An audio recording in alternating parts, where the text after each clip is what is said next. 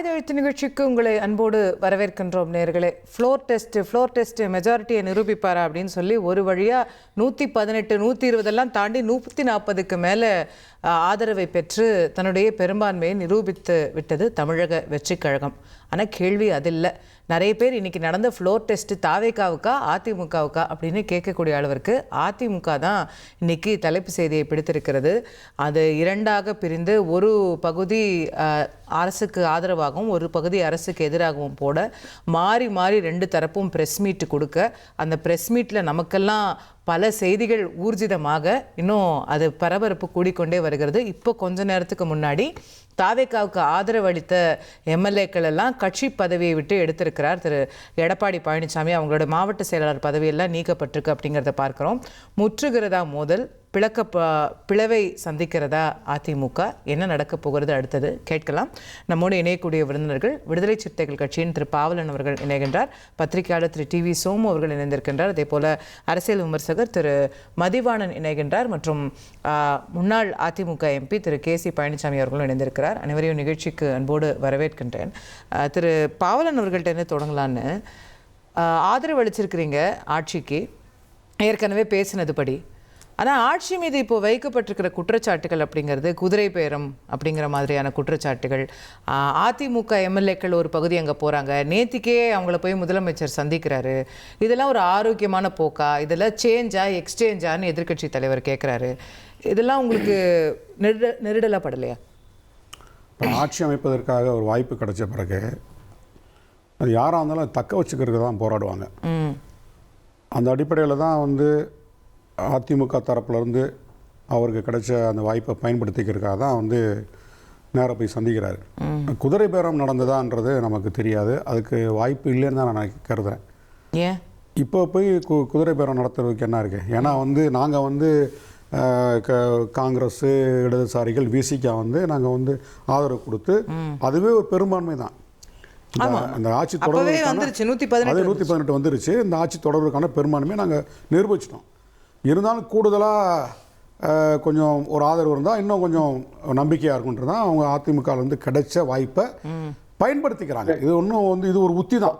இல்லை, குதிரை பேரம்ங்கிறது நேரடியாக ஒரு பணப்பரிமாற்றம் இருக்கணும்னு அவசியம் இல்லைல்ல. அது ஒருவேளை நான் அமைச்சர் பதவி தரேன் அப்படின்னு சொல்லி கூப்பிட்டுருந்தாலுமே கூட அது தார்மீகமாக சரியானதான்ற கேள்வி அங்கே எழும்ல. இல்லை, இந்த கேள்வியை அதிமுக தான் தாவேகாவுக்கு ஆதரவு கொடுத்த அதிமுகவை சேர்ந்தோட நம்ம கேட்க முடியாது. ஏன்னா எடப்பாடி பழனிசாமி அந்த குற்றச்சாட்டை வைக்கிறார். 9 பேர் அமைச்சராக போகிறாங்க, அப்புறம் ஏதோ வாரிய தலைவராக போகிறாங்கன்னு அவர் ஏதோ ஏகப்பட்ட லிஸ்டெல்லாம் சொல்கிறார். அப்படி ஒரு தகவல் வருதுன்னு தான் சொன்னார் அவர், எடப்பாடி பழனிசாமி. நான் அப்படி ஒரு தகவல் கேள்விப்பட்டேன் அப்படின்னு சட்டசபையில் திருமாவளவன் கூட தான் என்னை முதல்வர் ஆக்குவதாக எனக்கே தகவல் வந்ததுன்னு சொன்னார். அதை திரு சி வி சண்முகமும் இன்னைக்கு சொல்லியிருக்கிறாரு. அந்த மாதிரி தகவல் தான். அதான் அது என்னன்னா, இந்த குதிரை பேரம் நீங்கள் சொன்ன மாதிரி பணமாக இருக்கலாம், அல்லது ஒரு செயல் திட்டமாக கூட இருக்கலாம், அது நமக்கு தெரியாது. ஆனால் இது அது அதிமுக சைடு அவங்க எல்லாம் ஏற்கனவே அமைச்சராக இருந்தவங்க, அவங்க ஒரு அனுபவம் இருக்கும். வெளியில் இருக்கிறதா அல்லது ஆளுகின்ற அரசுக்கு ஆதரவாக இருக்கிறதா அப்படின்றது அவங்களுக்கு ஒரு தேவையை கருதி அந்த நிலைப்பாடை கொடுத்துட்டாங்க. இதில் தாவேகா சைடு கூப்பிட்டு பேசுனாங்களா, ஆதரவு கேட்டாங்களா அப்படின்னு நமக்கு தெரியாது. ஏன்னா ஃபஸ்ட்டு சாய்ஸ்லேயே அதிமுகலேருந்து தேவையில்லைன்னு சொல்லி அதை டோரை க்ளோஸ் பண்ணாங்க.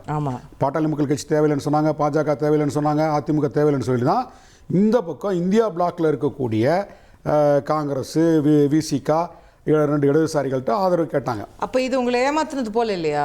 எது ஏமாத்துனது? நாங்கள் அதிமுகவில் வேண்டாம் அப்படின்னு சொல்லிட்டு பாருங்கள், நாங்கள் உங்ககிட்ட தான் ஆதரவு கேட்டு வரோம்னு சொல்லி முதல்ல உங்ககிட்ட இருந்தெல்லாம் கடிதம் வாங்கிட்டு கவர்னர்கிட்ட போய் பதவி ஏற்றுட்டு அப்புறம் அதிமுகவையும் கூட கூப்பிட்டு வச்சுக்கிறதுனா அது எப்படி? இல்லை, எங்களை ஏமாற்றதான் நாங்கள் கருதலை. நாங்கள் அதிமுக நீங்கள் அதை ஒரு முக்கியமான பாயிண்ட் எடுத்து பாருங்கள். அவங்க என்டிஏ பக்கமே போல, எங்கள் பக்கம் தான் வராங்க. அவங்க பாஜகவோட கூட்டணியில் இருக்கக்கூடவங்க கூட போக மாட்டேன்றாங்க. எவ்வளோ நல்லவங்கன்னுங்க. ஆனால் இப்போ என்னாச்சு? இப்போ தாவேகா சைடு அதிகாரப்பூர்வமாக அதிமுகட்ட ஆதரவு கேட்டாங்களா அப்படின்றது கிடையாது. இப்போ அந்த அணிலிருந்து நேற்று சிஎம் எதுக்கு போனார்? அது அதை ஆமோதிக்கிறது தானே, வரவேற்கிறது தானே. ரைட்டு, அவங்க ரெண்டாக பிரிஞ்சுட்டாங்க, கடிதம் கொடுத்துருக்காங்க. நாங்கள் சட்டசபையில் தாவேகாவுக்கு ஆதரவு அளிக்க போகிறோன்ற அந்த இடத்துலேருந்து தான் இவங்க நேராக போய் மரியாதை செலுத்துகிறாரு. அந்த சமயத்தில் கூட எங்கள் தலைவரை சந்தித்து நன்றி சொல்ல வந்தபோது கூட எங்கள் தலைவர் என்ன சொன்னார்னா, நீங்கள் வந்து மரியாதை நிமித்தமாக திரு எடப்பாடி பழனிசாமி அவர்கள் பாருங்கன்னு சொல்லிட்டு அப்படின்னு சொன்னாரா? ஆமாம், விஜய் அவர் சொன்னார். ஏன்னா அதிமுக வந்து ஒன்றா இருக்கணும் தான் நாங்கள் விரும்புகிறோம். அது ஒரு தமிழ்நாட்டுக்கு ஒரு தேவையான கட்சி. ஏன்னா ஒரு கட்சி அழிஞ்சிடக்கூடாது அப்படின்றக்காக நாங்கள் அதை நோக்கி போகுதுன்னு நினைக்கிறீங்களா? இன்றைக்கி அப்படி தான் அந்த நிலைமை இருக்குது. அதிமுகவுடைய நிலைமை வந்து புரட்சித் தலைவர் எம்ஜிஆர் அவர்களால் உருவாக்கப்பட்டு ஜெயலலிதா அவர்களால் வளர்த்தெடுக்கப்பட்டு ஏறக்குறைய 1 கோடிக்கு மேலான வாக்காளர்கள் கொண்ட ஒரு கட்சி. இன்றைக்கி இந்த கிராமத்தில் சொல்லுவாங்களே, கழுதை தெரிஞ்சு கட்டரும்பாச்சுன்னு ஒரு பழமொழி சொல்லுவாங்க. அது மாதிரி அதிமுக நிலைமை ஆயிடுச்சு. தேர்தலுக்கு முன்னாடி எங்கள் தலைவர் சொன்னார், நீங்கள் வந்து அதிமுக தேர்தலுக்கு பிறகு வந்து இருக்குமா இருக்காதுன்னு சொன்னார். இன்றைக்கி அது கண்கூட நடக்குது. அப்போ அப்படி ஒரு நிலைமை வந்துடக்கூடாதுன்னு தான் நாங்கள் வந்து நீங்கள் திரு எடப்பாடி பழனிசாமி அவர்கள் பாருங்கன்னு சொல்லி எங்கள் தலைவர் சொன்னார். இது வந்து இப்போ அதிமுக தாவேக்காவுக்கு ஒரு தேவை இருக்குது. தாவேக்காவுக்கு ஒரு தேவை இருக்குன்ற காரணத்தினால தான் இப்போ நான் என்ன சொல்கிறேன்னா, இந்த டைட்டாக இருக்குது 118 அப்படின்றது ரொம்ப டைட்டாக இருக்குது. யாராவது ஒருத்தர் ஆப்சண்ட் ஆனால் என்ன செய்யுது? வர முடியல, சட்டசபைக்கு வர முடியல, ஃப்ளோர் டெஸ்ட்டுக்கு வர முடியல, ஏதோ ஒரு விபத்து நடந்துக்கலாம், ஏதோ உட முடியாமல் போயிடலாம். அப்போ ஃபெயிலியர் ஆச்சுன்னா ஒரு ஆட்சி பறிப்போதில்லை, அது தாங்க முடியாது. அப்போ என்ன செய்கிறாங்க, இதை காப்பாற்றுறதுக்கு வழியே ஒரு ஆதரவை வந்து எடுத்துக்கிறாங்க. இதில் திரைமறைவில் குதிரை பேரம் நடந்ததா அப்படின்றது நமக்கு தெரியாது. நீங்கள் சொல்கிற மாதிரி அது வந்து பணம் இல்லாட்டினா கூட ஒரு செயல் திட்டமாக கூட இருக்கலாம்னு சொல்லி சொல்கிறீங்க. அது இனிமே போகிற போக்கில் நம்ம பார்த்தா தான் தெரியும். அது நான் திரு சோமு அவர்கள்ட்ட கொண்டு போக நினைக்கிறேன். அதிமுக அழிவு நோக்கி போயிட்டு இருக்கான்ற கவலையை திரு பாவலன் அவர்கள் தெரிவிக்கிறார். அப்படிதான் போகுதுன்னு நினைக்கிறீங்களா? அதுக்கு யார் காரணம் நினைக்கிறேன்? இப்போ முதல்ல விஜய் சாருக்கு நன்றி சொல்லிடுவோம். ஏன்னா ஒரு பெரிய விழிப்புணர்வை ஏற்படுத்தியிருக்கிறார். ஒரு ஜோதிடரை கொண்டு வந்து அப்புறம் மறுநாளே அவருக்கு அரசு பதவி போயிடுச்சு. அப்போ வந்து ஜோதிடர் ஏன்னா இவரை பின்பற்றுறவங்க பல பேர் இருக்கிறாங்களா, அப்படிங்கிறப்ப ஜோதிடங்கிறது ஜோதிடருக்கே தெரியாதோ அப்படிங்கிற ஒரு விழிப்புணர்வு. ஆனால் அந்த ஜோதிடர் என்ன சொல்லிடுவாருன்னா, இது எனக்கு அவரோட பதவி போகணும் அவருக்கே தெரியுமான்னு. ஆனால் அவர்கிட்ட கேட்டேன்னா தெரியுமா சொல்லுவார், என்னுடைய ஜாதகத்திலே ஒரு நாள் அரசு பதவி வைக்கணும்னு இருக்கு, இல்லைன்னா என்னுடைய வாழ்நாள் வந்து தீர்வாகாது அப்படின்னு கூட சொல்லுவாங்க. உங்களை போன்ற சிறந்த ஜோதிடர் இது சொல்றது தான் இன்னும் பெருமையா இருக்கு சார். ஆமா, அந்த தேர்தலுக்கு முன்னடியே நான் சொன்னதுதான் நடந்துச்சு. அவர் தான் சிறந்த ஜோதிடர் சார், கரெக்டா சொன்னார். ஒண்ணு திமுக ஜெயிக்கும், இல்ல அதிமுக ஜெயிக்கும், இல்ல தவேக ஜெயிக்கும். அப்படிதான் என்ன மாதிரி ஜோதிடம் பாத்தீங்களா அப்படின்னு கணிச்சு சொன்னேன். இப்போ இந்த ஒரு அதிமுக விஷயத்துக்கு வந்தோம் அப்படின்னா, அதிமுக வந்து ஒரு பின்னடைவா அப்படின்னா நிச்சயம் பின்னடைவு தான், பிரிஞ்சிருக்கு அப்படின்னா. இதற்கு காரணம் எல்லா கட்சியிலுமே, கிட்டத்தட்ட எல்லா கட்சியிலுமே நடக்கக்கூடிய அதிகார போர் தான். இப்போ ஏன்னா இப்போ எஸ்பி வேலுமணி சொல்கிறாரு, நாங்கள் வந்து திமுக கூட எப்படி கூட்டணி வச்சுக்கிறது அப்படிங்கிறாரு. ஆனால் அவரே சொல்கிறாரு, திருமாவளவன் வந்து முதலமைச்சர் ஆக்குறதுக்கு ஏற்பாடு நடந்துச்சு. அப்போ அதில் இவர் அமைச்சராக இருந்திருப்பார்ல, அப்போ அது மட்டும் திமுக கூட இருந்துவிட்டு இருக்கலாமா? இல்லை, திமுக ஆதரித்து எடப்பாடியார் முதல்வராக இருந்தால் கூட இவங்கெல்லாம் அநேகமாக அமைச்சர் ஆயிருப்பாங்களான்ற கேள்வி வருது. அதை அவங்க கிளாரிஃபை பண்ணாங்களா அந்த ப்ரெஸ் மீட்லன்னு எனக்கு தெரியும். ஆனால் இது சொன்னார், இப்போ திருமாவளவன் முதலமைச்சர் ஆகிறதுக்கான சூழல் இருந்துச்சு. அப்போ அதில் இவங்களுக்கு உடன்பாடுங்கிற மாதிரி தான் சொல்லியிருக்கிறாரு. அப்போ அந்த நேரத்தில் வந்து திமுகவுடைய ஆதரவு தானே வரணும். அதுக்கு வேண்டாம், எடப்பாடி முதலமைச்சர் ஆகக்கூடாதுன்னு என்ன அர்த்தம்? இவங்களுக்குள்ளே இருக்கக்கூடிய உள்குத்துகள் இந்த மாதிரி விஷயங்களால் வந்த ஒரு அதிகார போட்டி தான். இதை தவிர மற்றபடினா இன்னொன்று சொல்லலாம். இல்லை, இதில் வந்து கூடுதல் சரி தவறுங்கிறது இல்லை, அரசியலில் பவர் தான். பட் இருந்தாலும் இந்த விஷயத்தில் இப்போ நம்ம சொல்லணும்னா அதிமுகவுடைய 2 தரப்பில் யார் பக்கம் பிரச்சனை அதிகம் இருக்குன்னு நினைக்கிறீங்க? இப்போ யார் பக்கங்கிறத விட யாருக்கு பிரச்சனை அப்படின்னு பார்த்தா, இப்போதைய ஒரு சூழலில் எடப்பாடி பழனிசாமிக்கு தான் அதிக பிரச்சனையாக இருக்குது. ஏன்னா அவருக்கு பிரச்சனை. ஆமாம், ஏன்னா அவர் வந்து ஒரு பெரிய ஆளுமைகளாக ஒரு பெரிய பிம்பமாக இருந்த எம்ஜிஆர் ஜெயலலிதாவுக்கு அப்புறம் ஒரு பிம்பமே இல்லாத ஒரு ஆளாக அவர் வந்தார். இப்போ ஓபிஎஸ் கூட என்னன்னா ஜெயலலிதா பேக்கில் இருந்தாங்க அப்படிங்கிற ஒரு விஷயம் இருந்தது. இவர் எதுவுமே இல்லாமல் இருந்தார். தொடர்ந்து தோல்விகள். அப்படி இருந்தாலும் பார்த்தா கடந்த சட்டமன்ற தேர்தலில் கிட்டத்தட்ட எல்லா தொகுதிக்குமே பிரச்சாரத்துக்கு போனார், தன்னை நிரூபித்தார். ஆனால் தோல்வி போனதே 75 சீட்டு தான் மொத்தமாக. இப்போ இந்த தரையும் தோல்வி தான் இல்லை, ஆனால் தன்னை நிரூபித்தார் ஒரு உழைப்பாளி. இந்த மாதிரி இதில் ஒரு நல்ல முகம் இருந்து, இப்போ நம்ம ஜனநாயக அமைப்பு அப்படின்னா இந்த பீச்சிலலாம் வச்சுருப்பாங்க, அந்த ராஜா உருவம் இருக்கும், முகம் மட்டும் இருக்காது. நம்ம முகத்தை வச்சுக்கிட்டு ஒரு ஆசைக்கு ஒரு ஃபோட்டோ எடுத்துக்கலாம். அந்த மாதிரி ஒரு முகம் தான் இது. ஜனநாயக நாடு தான், ஆனால் அரச வழிபாடு உள்ள ஒரு ஜனநாயக நாடு. அப்போ தேவை. அப்போ இவரை விட இன்னும் பெஸ்ட்டான ஒரு முகம் அங்கே இருந்தால் பரவாயில்ல. யாரும் இல்லையே. இப்போ இவரை விட பெஸ்ட்டாக ஒருத்தங்க இருக்குது. இப்போ ஜெயலலிதா பீரியட்ல என்ன அப்படி ஒரு விஜய் கிடைக்கும் போது ஆதரவு அளிச்சிடுறாங்களோ? இல்லை, அது அதிமுக உள்ளேயே கிடைச்சா தானே நம்ம அதை சொல்ல முடியும். ஏன் பிரிவியும் போகிறாங்க அப்படிங்கிற ஒரு விஷயம் இருக்குது. ஆனால் நீங்கள் சொன்னது ரொம்ப சரியான ஒரு பாயிண்ட். ஒரு வேலை வந்து எங்களுக்கு அதிமுகவே வேணாம்ப்பா, ஒரு பிம்பத்துக்கு விஜய் இருக்கிறாரு, நாங்கள் பேசாமல் அங்கே போய் ஐக்கியம் ஆகிட்டு போகிறோம், அவ்வளோதானே. பட் இப்போ நாளைக்கு அதிமுக யார் வசம் போகும் அப்படிங்கிற கேள்வியில் எடப்பாடி தரப்பு வீக்கா இருக்கிறதா பாக்குறீங்க? நிச்சயமா வீக்கா இருக்கு. தவிர ஆனா அதிமுக அவர் தானே பொதுச் செயலாளர். பொதுச் செயலாளர் அந்த கட்சிக்கே ஒண்ணும் இல்லைன்னு ஆயிடுச்சுங்களா, மெஜாரிட்டி எம்எல்ஏ இந்த பக்கம். அப்ப இந்த கட்சியே வந்து மிக சிறிய ஒரு கட்சி. எம்எல்ஏக்கள் மட்டும் கட்சி இல்லையே சார்? இல்ல, எம்எல்ஏக்களுக்கு எவ்வளவோ தொண்டர்கள் இருக்கிறாங்க, அவங்க வந்து ஒவ்வொரு மாவட்டத்திலயும் நிர்வாகிகள் இருக்கிறாங்க, அவங்க தானே எண்ட் ஆஃப் த டே கட்சி, அவங்க தானே ஜெயிக்க வைக்கிறாங்க. அதாவது இப்ப பிரிஞ்சவங்களுக்கு அமைச்சர் பதவி விஜய்கிட்ட கிடத்துருன்னு வச்சுங்க, அவங்க தேவைகள் ஐக்கியமாடுறாங்க. இல்லை இன்னொன்று கூட செய்யலாம், அவங்க நிற்கிற தொகுதி எல்லாம் ராஜினாமா பண்ணிட்டு மறுபடியும் விசில் நின்று கூட அமைச்சர் ஆயிடலாம். ஆமா, அதனால அதுக்கான வாய்ப்பு இருக்கு. அவங்க ஃபியூச்சர் எப்படியும் ஓகே. ஆனா இவங்க என்ன இவங்க வந்து பாத்தீங்கன்னா இப்ப அதிமுகவுக்கான ஒரு வீச்சு குறைஞ்சிக்கிட்டே இருக்கிறப்ப அந்த கட்சியே சிறுத்து போச்சு அப்படின்னு இருந்துச்சுன்னா, இப்போ சிங்கத்துக்கு தலையா இருக்கிறது எப்படி, எலிக்கு தலையா இருக்கிறது எப்படி, ஒட்டுமொத்தமாவே அதிமுகங்கிற ஒரு கட்சி. ஏன்னா அதிமுக திமுக ரெண்டுமே தமிழ்நாட்டுக்கு தேவையான கட்சிகள் தான்.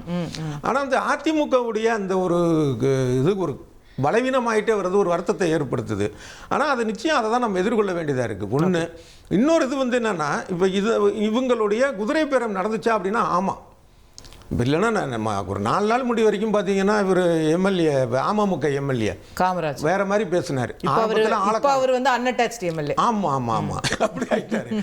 ஆரம்பத்தில் வந்து தலைமறைவானார், அப்புறம் வந்து பார்த்தா தலை முக்காடு போட்டு போனதாக சொன்னாங்க, அப்புறம் எதிர்த்து பேசினார், டிடிவியை உட்கார வச்சுட்டு இப்போ பயங்கரமாக புகழ்றாரு. அந்த முகத்தை மறைத்து போனவர் அவர்தான். இப்ப இவர்தான் அப்படிங்கிற மாதிரி தானே இவருக்கு உள்ளங்கை நெல்லிக்கனி மாதிரி தானே தெரியுது, வேற யாரும் இருக்க. அப்ப அதை வந்து அந்த கேள்வியை பிரேமலதா அவர்கள் எழுப்புறாங்க, அவையிலேயே எழுப்புறாங்க. ஆமா, அப்ப அதை அனுமதிச்சிருக்கிறாரு விஜய் அப்படிங்கிறப்ப அவர் ஒன்றும் புனிதமான ஒரு நம்ம பிம்பத்துக்கு கொண்டு போக வேண்டியதில்லை.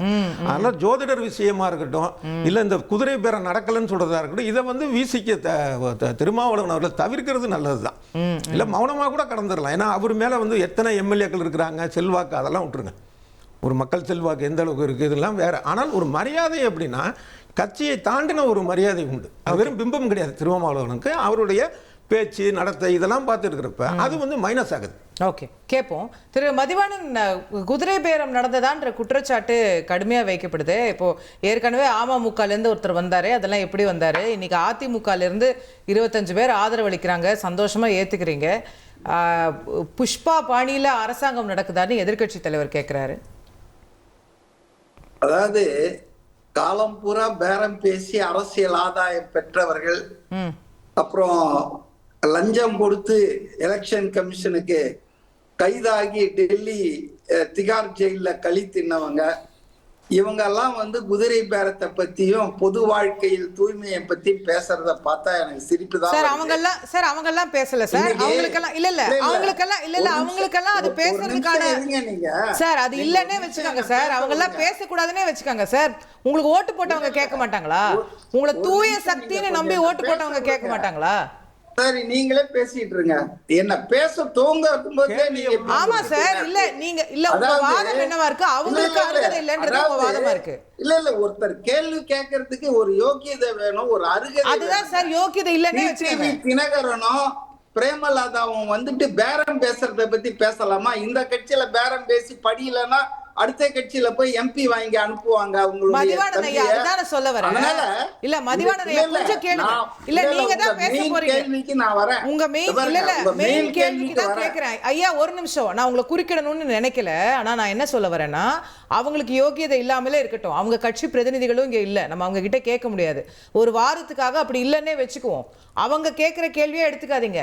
உங்களை தூய சக்தின்னு நம்பி ஓட்டு போட்டிருக்காங்கல்ல, நீங்க இந்த மாதிரி எல்லாம் செய்ய மாட்டீங்க, நீங்க வித்தியாசமானவர்கள்னு நம்பி ஓட்டு போட்டிருக்காங்கல்ல, அவங்க கேட்பாங்கல்ல, அதுக்கு நீங்க பதில் சொல்லணும்ல. ஓகே, இது அவதூறுங்க. அதாவது குதிரை பேரம்ன்றது புஷ்பா படம் மாதிரி இருக்குதுன்னு உதயநிதி பேசுறது எல்லாமே அவதூறுங்க. அதாவது தாவேகாவினுடைய வெற்றியை சகித்து கொள்ள முடியாதவர்கள், தாவேகாவின் அரசியல் எதிராளிகள் கிளப்பி விடுறது தாங்க. அதாவது 234 தொகுதியிலையும் பணம் கொடுத்து வாக்குகளை பெற்றவர்கள் இப்ப இந்த கேள்வி எல்லாம் கேக்குறாங்க. நீங்க சொன்ன மாதிரி அவங்க எல்லாம் யார் வேணாலும் கேள்வி கேட்கலாம், அவங்க தப்பே பண்ணியிருந்தா கூட கேள்வி கேட்கலாம். ஆனா தாவேகா குதிரை பேரத்தில் ஈடுபட்டதுன்னு எப்படி சொல்றீங்க? என்ன ஆதாரத்துல சொல்றீங்க?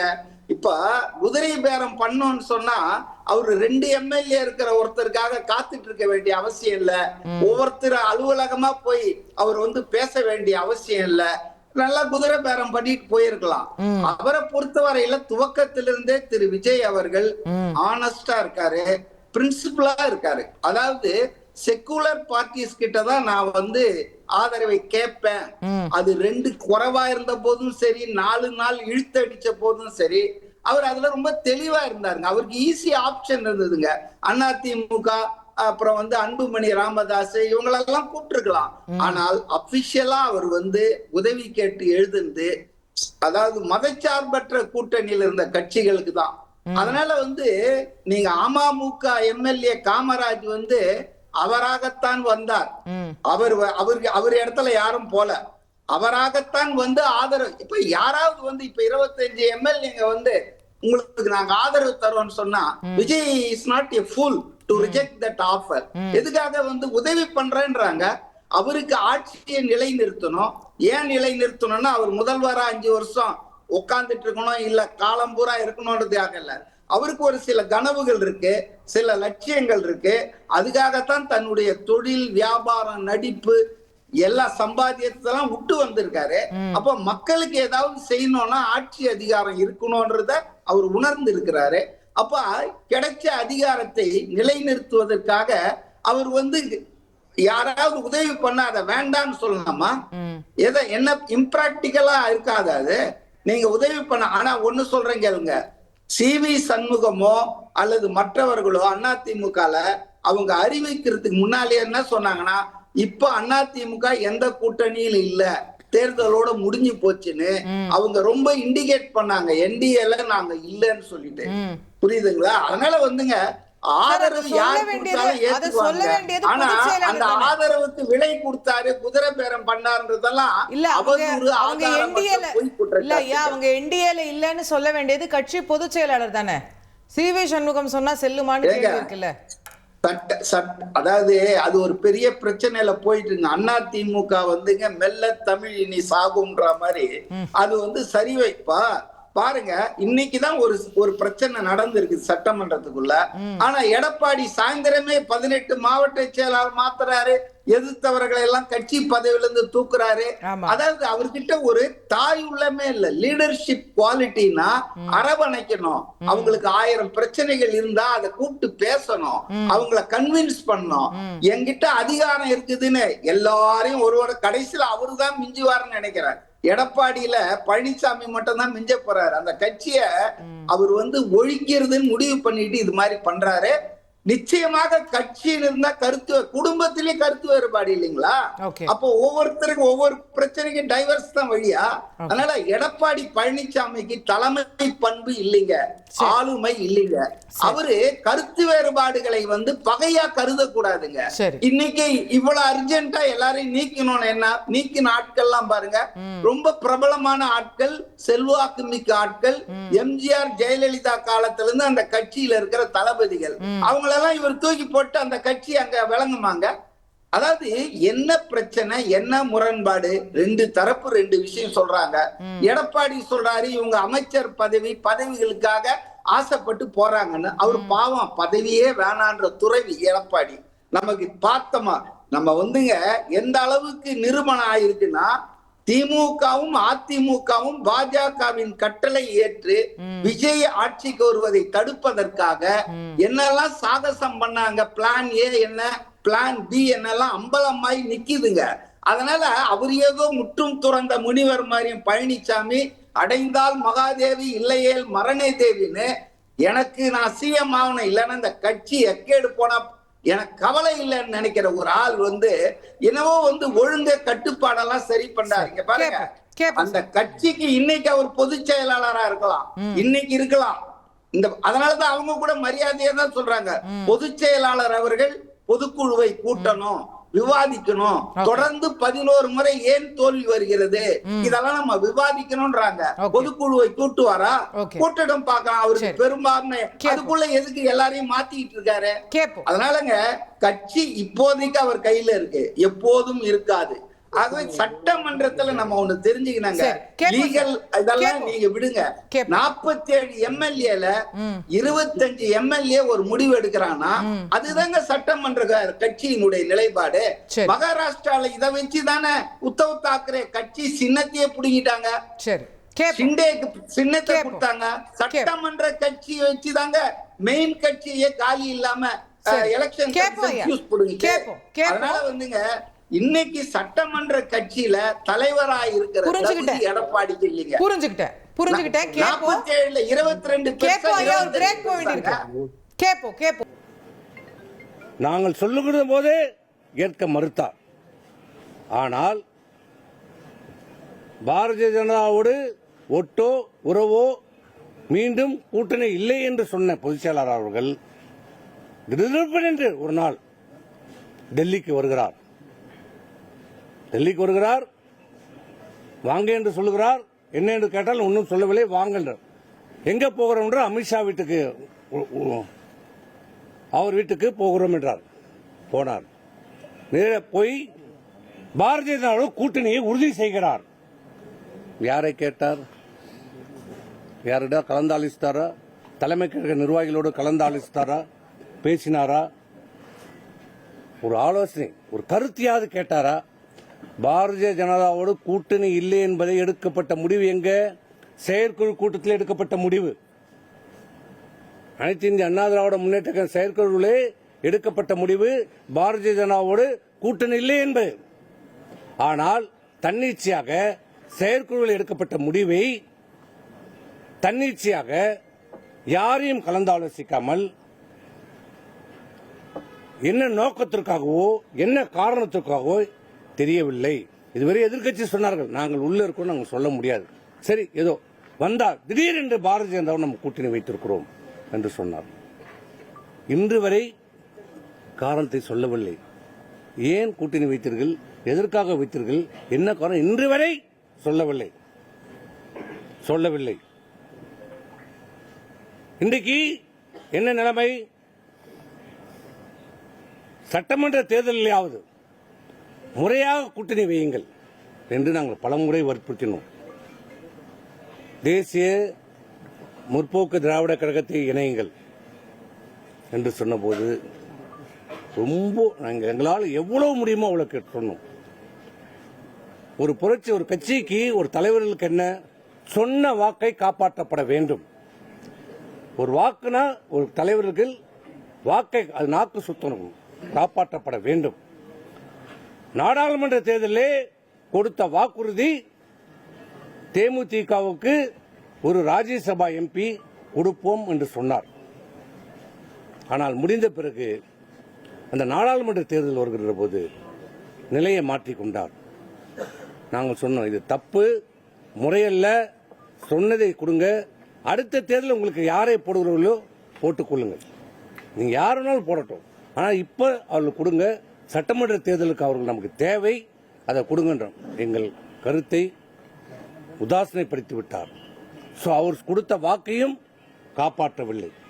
அதனால் அவர்கள் எங்கள் மீது மிக வருத்தம். அந்த வருத்தம் கடைசி வரைக்கும் அவர்கள் கூட்டணி வெளியேறுவதற்கான காரணமாக அமைந்து விட்டது. அப்போதும் அவர்கள் வந்தார்கள். கூட்டணியில் சேருவதற்கான அனைத்து முயற்சியிலும் அவர்களுடைய முதல் சாய்ஸே கூட்டணியிலே அனைத்து இந்திய அண்ணா திராவிட முன்னேற்ற கழகத்தில் சேர வேண்டும் என்பதுதான். பலமான முயற்சி எடுத்தார்கள், கடைசி வரைக்கும் முயற்சி எடுத்தார்கள். ஆனால் அவர்களை உதாசனை செய்தார். நானே வெற்றி பெற்று விடுவேன், எனக்கு யாரும் தேவையில்லை, எந்த கூட்டணியும் தேவையில்லை, அதிமுக தன்னந்தனியாக நின்று வெற்றி பெற்று விடும் என்று சொன்னார். நாங்கள் எவ்வளவோ சொன்னோம், அவர் அதை கேட்டுக்கொள்ளவில்லை. அதனுடைய முடிவு இன்றைக்கு 2026 சட்டமன்ற தேர்தலிலே மாண்புமிகு எம்ஜிஆர் அவர்களால் தொடங்கப்பட்ட இந்த இயக்கம், மாண்புமிகு அம்மா அவர்களால் தொடங்கப்பட்ட இந்த கட்டி காப்பாற்றப்பட்ட இயக்கம் தொடர் தோல்வி, தோல்வி மட்டுமில்ல, தோல்வி கீழே போய்கொண்டே இருக்கிறது. அனைத்து இந்திய அண்ணா திராவிட முன்னேற்ற கழகத்துடைய சரித்திரத்திலே கிட்டத்தட்ட பெரும்பான்மையான தொகுதியிலே இன்றைக்கு 3வது இடம் சென்றிருக்கிறது அதிமுக.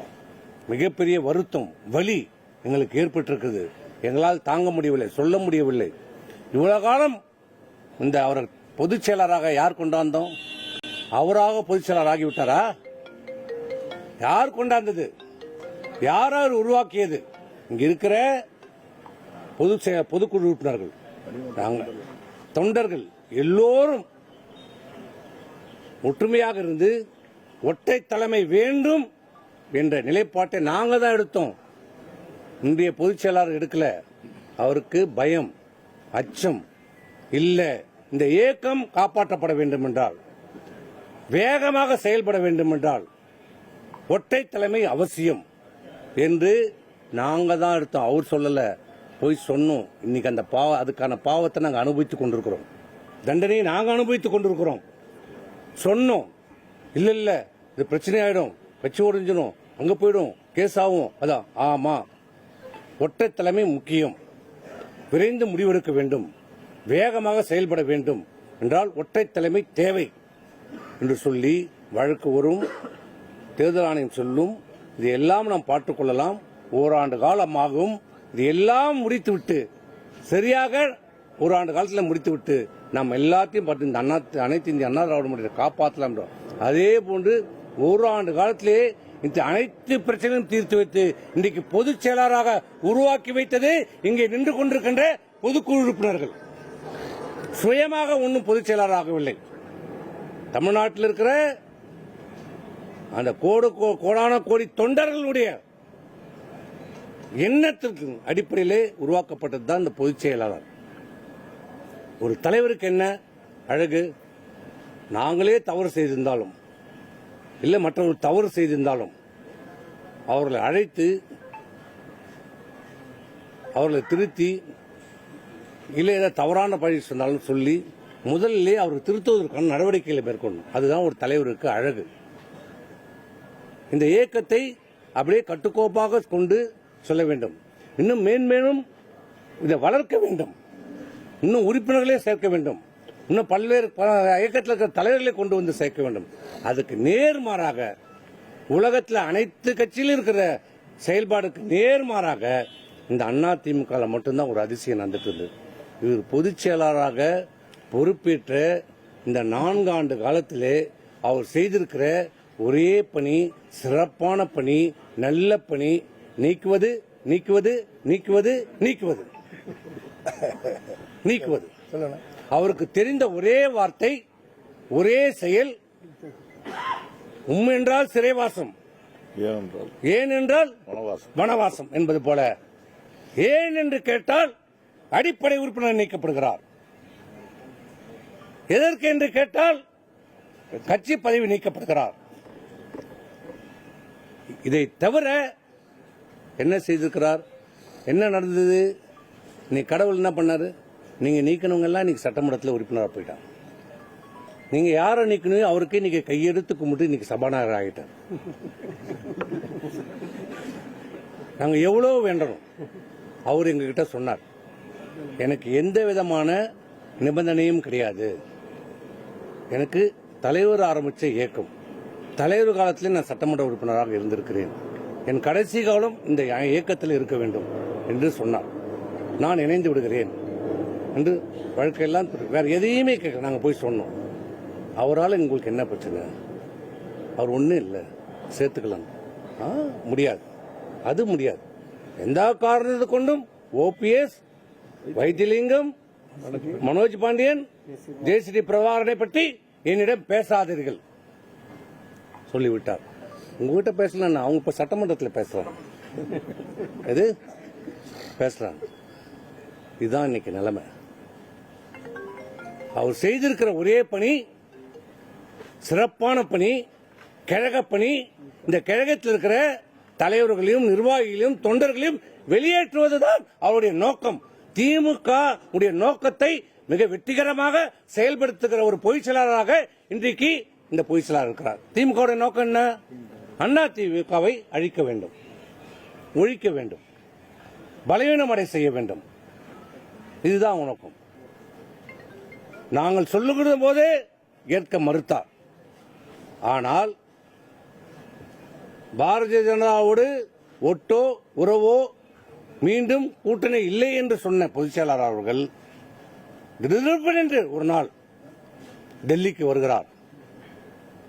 டெல்லிக்கு வருகிறார், வாங்க என்று சொல்லுகிறார். என்ன என்று கேட்டால் ஒன்றும் சொல்லவில்லை, வாங்க. எங்க போகிறோம் என்று அமித்ஷா வீட்டுக்கு, அவர் வீட்டுக்கு போகிறோம் என்றார். போனார். நேர போய் பாரதிய ஜனதா கூட்டணியை உறுதி செய்கிறார். யாரை கேட்டார்? யாரிடம் கலந்தாலோசித்தாரா? தலைமை கழக நிர்வாகிகளோடு கலந்தாலோசித்தாரா? பேசினாரா? ஒரு ஆலோசனை, ஒரு கருத்தையாவது கேட்டாரா? பாரதிய ஜனதாவோடு கூட்டணி இல்லை என்பதை எடுக்கப்பட்ட முடிவு எங்க? செயற்குழு கூட்டத்தில் எடுக்கப்பட்ட முடிவு. அனைத்து இந்திய அண்ணா திராவிட முன்னேற்ற கழக செயற்குழுவிலே எடுக்கப்பட்ட முடிவு பாரதிய ஜனதாவோடு கூட்டணி இல்லை என்பது. ஆனால் தன்னிச்சையாக செயற்குழுவில் எடுக்கப்பட்ட முடிவை தன்னிச்சையாக யாரையும் கலந்தாலோசிக்காமல் என்ன நோக்கத்திற்காகவோ என்ன காரணத்திற்காகவோ தெரியவில்லை. இதுவரை எதிர்க்கட்சி சொன்னார்கள், நாங்கள் உள்ள இருக்கோம், நாங்கள் சொல்ல முடியாது. சரி, ஏதோ வந்தால் திடீரென்று பாரதிய ஜனதாவை நம்ம கூட்டணி வைத்திருக்கிறோம் என்று சொன்னார். இன்று வரை காரணத்தை சொல்லவில்லை. ஏன் கூட்டணி வைத்தீர்கள், எதற்காக வைத்தீர்கள், என்ன காரணம் இன்று வரை சொல்லவில்லை. இன்றைக்கு என்ன நிலைமை? சட்டமன்ற தேர்தலிலாவது முறையாக கூட்டணி வையுங்கள் என்று நாங்கள் பலமுறை வற்புறுத்தினோம். தேசிய முற்போக்கு திராவிட கழகத்தை இணையுங்கள் என்று சொன்னபோது ரொம்ப எங்களால் எவ்வளவு முடியுமோ அவ்வளவு சொன்னோம். ஒரு புரட்சி, ஒரு கட்சிக்கு, ஒரு தலைவர்களுக்கு என்ன, சொன்ன வாக்கை காப்பாற்றப்பட வேண்டும். ஒரு வாக்குனா ஒரு தலைவர்கள் வாக்கை, அது நாக்கு சுத்தணும், காப்பாற்றப்பட வேண்டும்.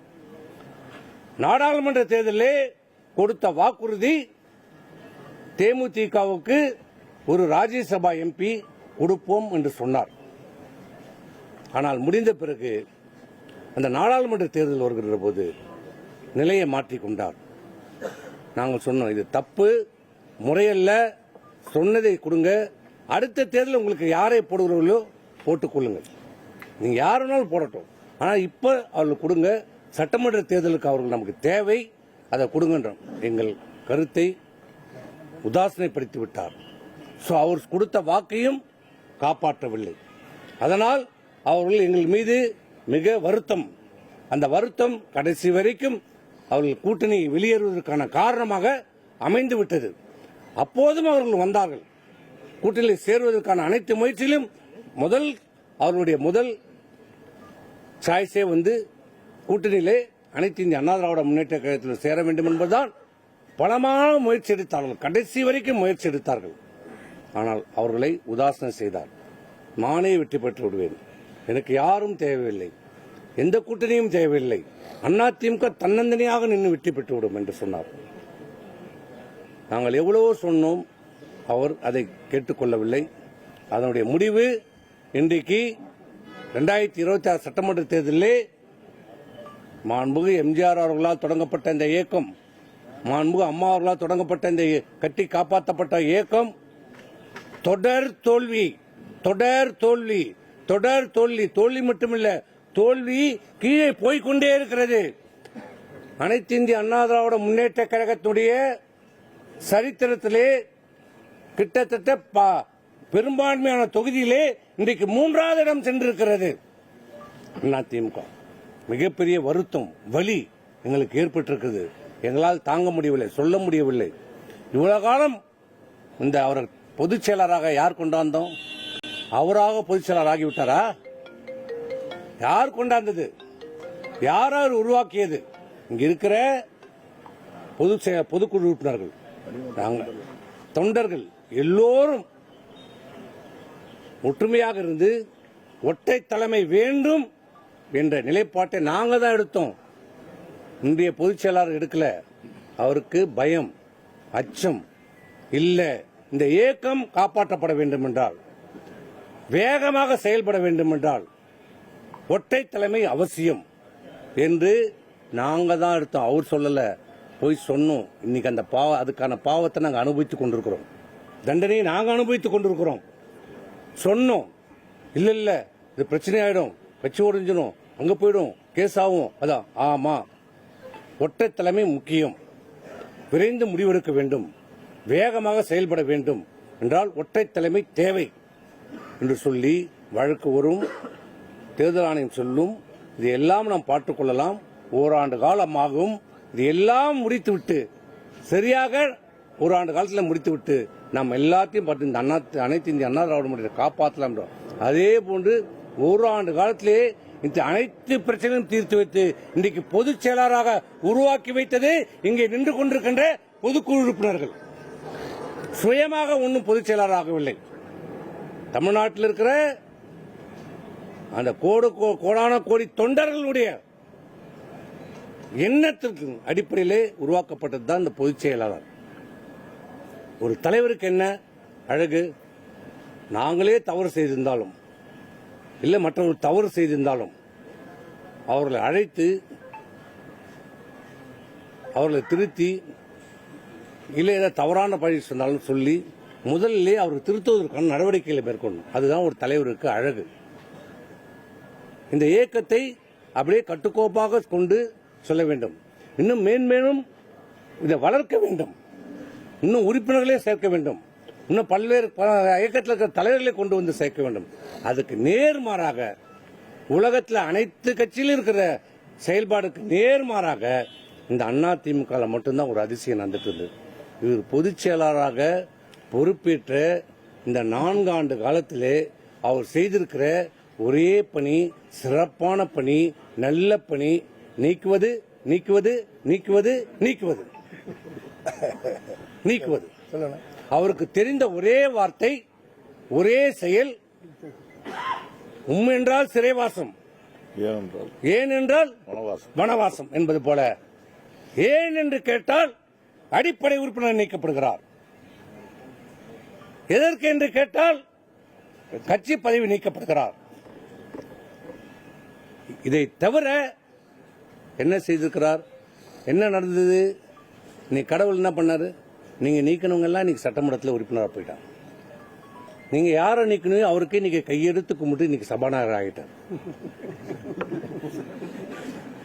நாங்க எவ்வளவு வேண்டணும்.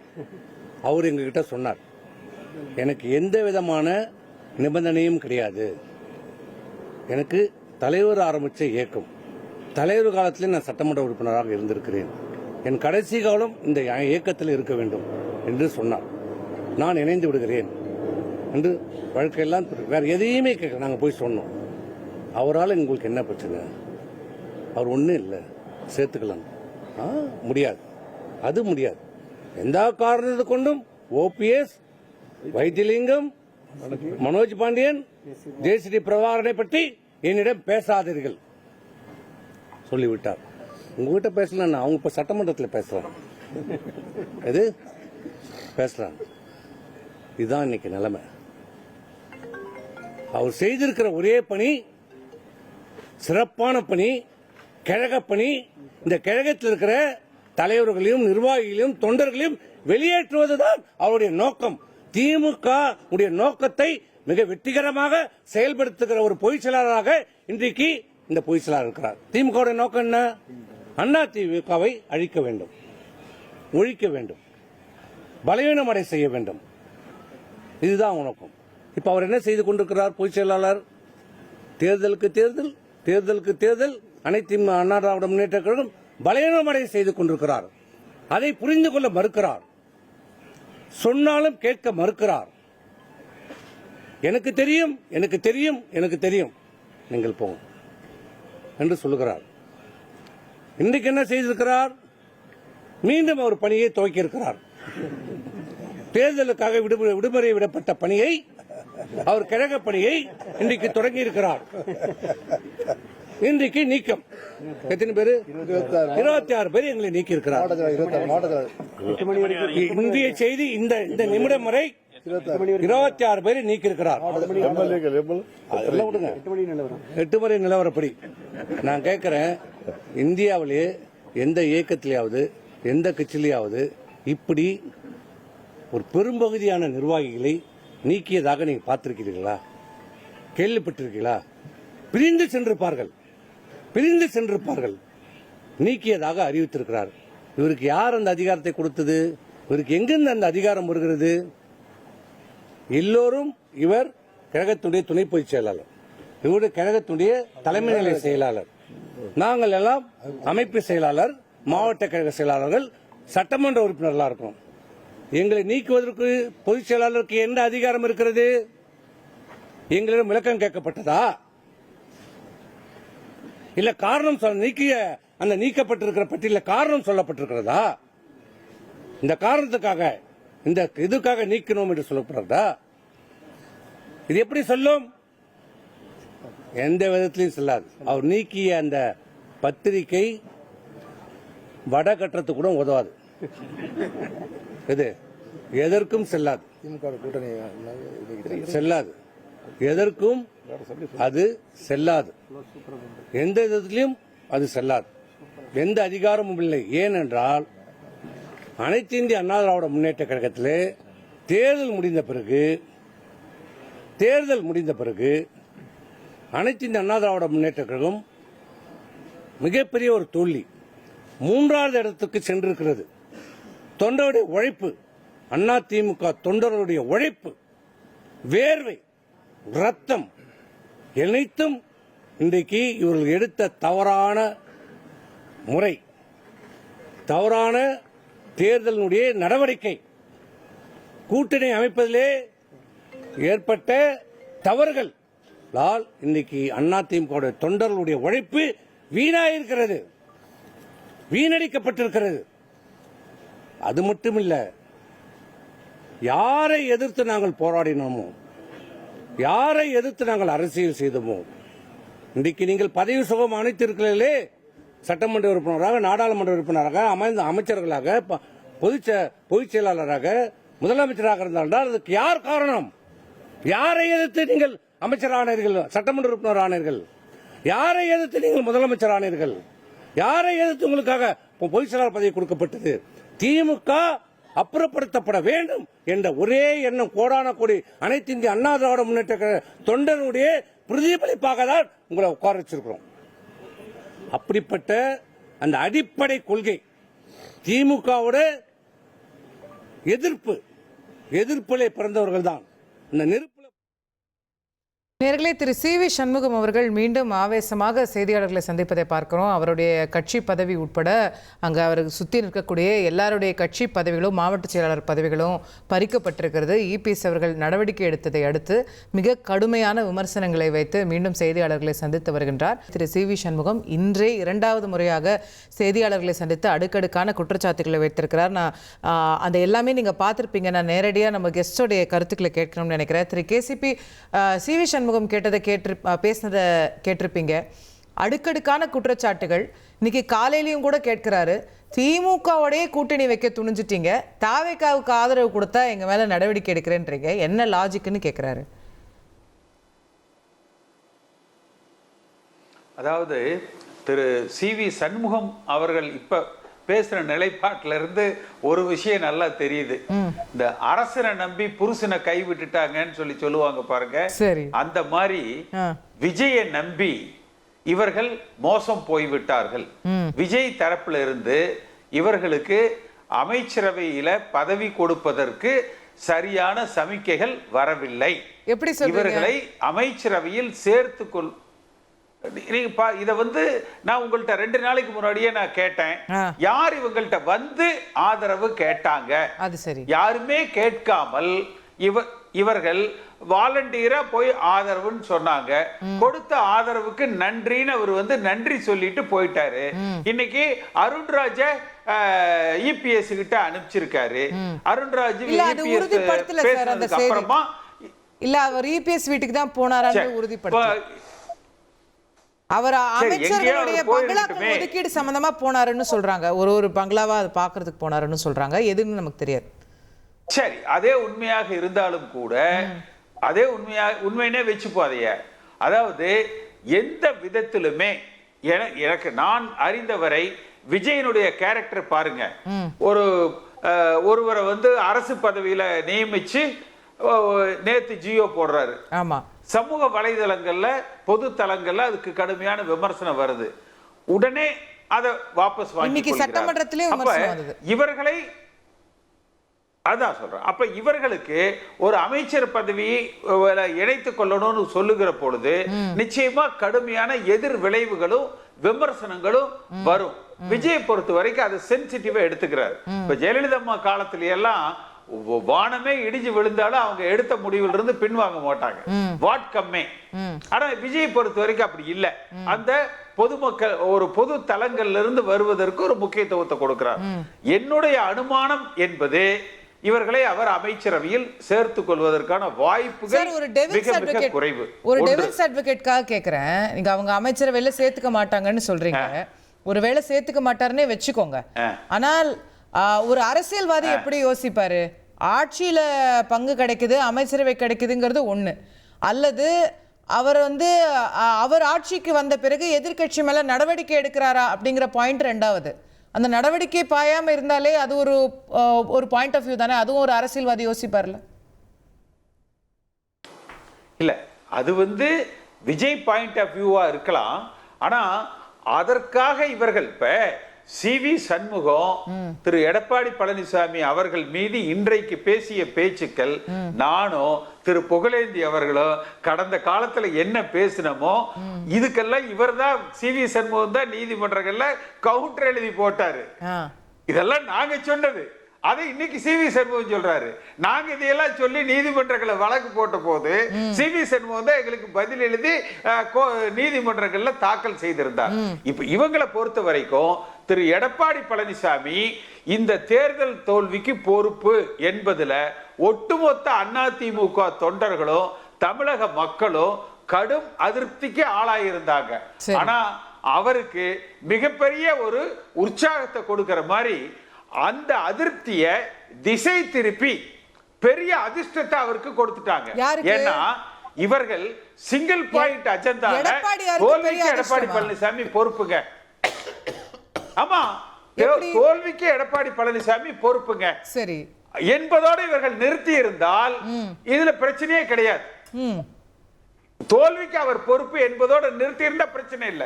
இவங்க நாங்க தாவேக்கா கூட கூட்டணி சேர்றோம், தாவேக்கா கூட அமைச்சரவையில சேர்றோம் என்று போகிற பொழுது இந்த 3 நாளா சி.வி. சண்முகம் வேலுமணி பேசுறேன். இல்ல, அதுக்கு தான் சார் அவர் கேக்குறாரு. விஷயங்களை பாருங்க சார், நீங்க காலம் பூரா எதிர்த்து திமுகவோடயே சேர தயாராயிட்டீங்களே, அப்ப திமுக தீய சக்தின்னு சொல்ற விஜயோட நாங்க சேர்றது என்ன தப்புன்னு கேக்குறாரு.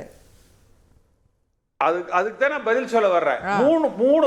மூணு இன்கன்சிஸ்டன்ட் வியூஸ் பாருங்க. ஃபர்ஸ்ட் வேலுமணி என்ன சொல்றாரு? திமுகவோட நீங்க கூட்டணி சேர போயிட்டீங்கன்னு. இன்னைக்கு என்னுடைய சமூக வலைதள பக்கத்துல பாருங்க, 1 மில்லியன் தாண்டி போய்கிட்டு இருக்குது. உதயநிதி ஸ்டாலின் வீட்டுக்கு வேலுமணியுடைய மகன், தங்கமணியினுடைய மகன் இவர்கள் சென்றிருக்கிறார்கள். இவர்கள் தான் இந்த பேஜ் கூட எடப்பாடி பழனிசாமி அவர்கள் மகனும் சென்றதாகவும் ஒரு தகவல் இருக்கு. இவர்கள் தான் இப்படி ஒரு கூட்டணிக்கு முயற்சி எடுத்தார்கள் என்று இருக்கு. அடுத்து சரி, அது தவறுன்னு வச்சுக்கோங்க. அதே சி.வி. சண்முகம் இரண்டாவது என்ன சொல்றாரு? நாங்க திருமாவளவனை முதலமைச்சராக வைத்து நாங்கள் எல்லோரும் அமைச்சரவையில் சேர்ந்து திமுக அதை ஆதரிக்கிற நிலை வந்தது, நாங்கள் அதை ஏற்றுக்கொண்டோம். எடப்பாடி பழனிசாமி அதை ஏற்றுக்கலைங்கிறாரு. அது எந்த விதத்தில் நியாயம்?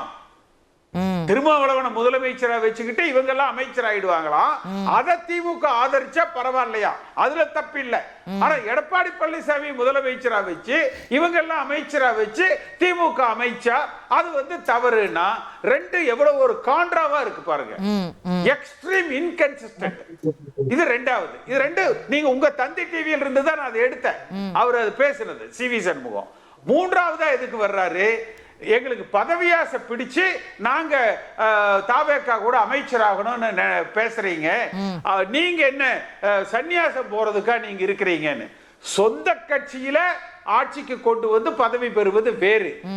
அதிமுகவில் வெற்றி பெற்று விட்டு அந்த கட்சிக்கு துரோகம் செய்து விட்டு நீங்கள் மாற்று கட்சியில போய் அதிமுகவை பலகீனப்படுத்தி கட்சியை உடைச்சு தாவேக்காவோட இணைந்து அமைச்சரவையில் சேருவதுங்கிறது தவறு. இது பதவி பிரச்சனை அல்ல, நீங்கள் கட்சி மாறி போவதுதான் பிரச்சனை. இது நீங்க போக்கஸ்டா தாவேக்கா அவர்களுக்கான ஆதரவு அதையெல்லாம் விட்டுட்டு தோல்விக்கு என்ன காரணம், தொண்டர்களின் கருத்து அறியணும், கட்சி பலப்படுத்தப்படணும், தோல்விக்கு யார் பொறுப்பு என்பதோட நிறுத்தப்பட்டு இருந்தால் இதனுடைய திசையே வேற மாதிரி போயிருக்கும். இவர்கள் இவர்கள் செய்த செய்கையில எடப்பாடி பழனிசாமி அவர்களுக்கு மிகப்பெரிய ஒரு உதவியை அவர்கள் செய்திருக்கிறார்கள்.